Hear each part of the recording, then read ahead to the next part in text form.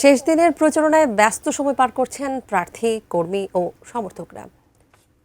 গোপালগঞ্জের খবর জানবো আমরা। এই নিয়ে গোপালগঞ্জ থেকে আমাদের সাথে যুক্ত হবেন প্রতিনিধি সজীব বিশ্বাস।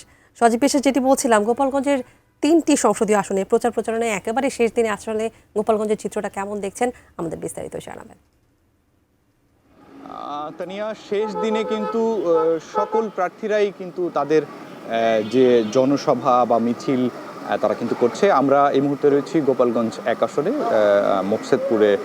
এখানে মোকসেদপুরে আমরা একটু আগে দেখেছি যে এইখানে যিনি সাবেক উপজেলা চেয়ারম্যান ছিলেন তিনিও কিন্তু এবং জেলে নির্বাচন করছেন এবং তিনি গণ অধিকার পরিষদের দলীয় প্রতীকে কিন্তু তিনি নির্বাচন করছেন এবং তার একটি বিশাল মিছিল আমরা দেখেছি এবং তার যে মানে একদম শেষের দিনে যে মানে প্রস্তুতি থাকে, সেই শেষ দিনের যে প্রস্তুতি বা শেষ দিনের যে মিছিল সেটি কিন্তু তারা করছে। এবং শুধু গোপালগঞ্জ 1 আসনেই নয়, গোপালগঞ্জ 2 আসনগুলোতেই কিন্তু যে সকল প্রার্থীরা রয়েছে তারা কিন্তু শেষ দিনের যে প্রচারণা একদম ব্যস্ত হয়ে পড়েছে এবং মানে সেই কাকঢাকা ভোর থেকে যদি বলি এবং রাত অবধি পর্যন্ত কিন্তু তারা এই প্রচারণা করে। এবং আরেকটু যদি বলে রাখি যে গোপালগঞ্জে 3টি সংসদীয় আসনে কিন্তু মোট প্রার্থী রয়েছে 30 জন এবং এই 30 জনের মধ্যে গোপালগঞ্জ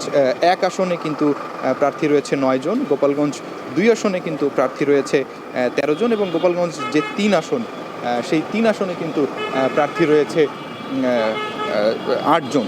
তো সব কিছু মিলিয়ে যদি বলতে হয় যে প্রচারণার শেষ সময়ে বা প্রচারণার শেষ দিকে এসে এরপরে আগামীকাল সকাল 7টা পর্যন্ত কিন্তু প্রচারণা করতে পারবে প্রার্থীরা, এরপরে কিন্তু আর প্রচারণা করতে পারবে না। তো সব কিছু মিলিয়ে এই ছিল আমার কাছে গোপালগঞ্জের প্রচারণার বা নির্বাচনী প্রচারণার শেষ দিনের অবস্থা। তানিয়া।